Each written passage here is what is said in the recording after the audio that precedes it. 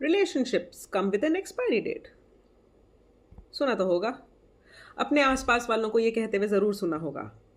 अजी हमने भी सुना है, हम थोड़ी ना पीछे हैं। लेकिन ये होता क्यों है? It is a cynical statement. Of course it is a cynical statement. पर क्या सच में ऐसा होता है relationships are now coming with an expiry date? ऐसा नहीं है। We make relationships have an expiry date. Reason, incompatibility. जब दो लोग कन्वर्ज होने की बजाय डाइवर्ज होने लगते हैं धीरे धीरे, relationships do get into the expiry mode. और उसका रीज़न भी होता है, सीधा सा रीज़न है,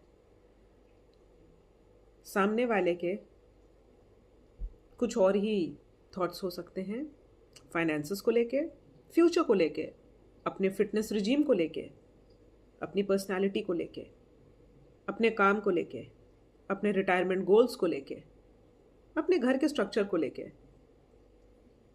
अपने बच्चों की पढ़ाई, उनके फ्यूचर को लेके, और आप उसमें कहीं भी उनके साथ अलाइन नहीं हो पा रहे हैं। Instead of converging you diverge, and there comes the communication gap because you don't communicate. हम बात ही नहीं करना चाहते हैं, एक कमरे में तो रहते हैं लेकिन अपने अपने फ़ोनों पे लगे रहते हैं, क्योंकि अगर बात करेंगे तो झगड़ा होगा, अगर झगड़ा होगा तो सुबह उठ के तो ऑफिस जाना है, ऑफिस के अपने फसाद हैं, घर के अपने फसाद हैं, ऑफिस में हम कुछ कह नहीं सकते हैं क्योंकि एक पिंक स्लिप दे दी जाएगी। तो बेस्ट इज़ घर में चुप रहते हैं, बात ही नहीं करते हैं। यहाँ कौन सा बॉस देख रहा है, यहाँ कौन सा अल्टीमेटम दिया जाएगा? And that is when your relationship begins to crack. That is the time when your relationship gets the sticker of a expiry date. If the relationship is not having enough communication, if your relationship is not having compatibility, it is bound to have an expiry date. But that doesn't mean all relationships have an expiry date.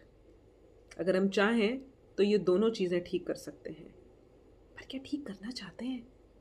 Think about it and let me know in the comment section why we don't do what we should be doing.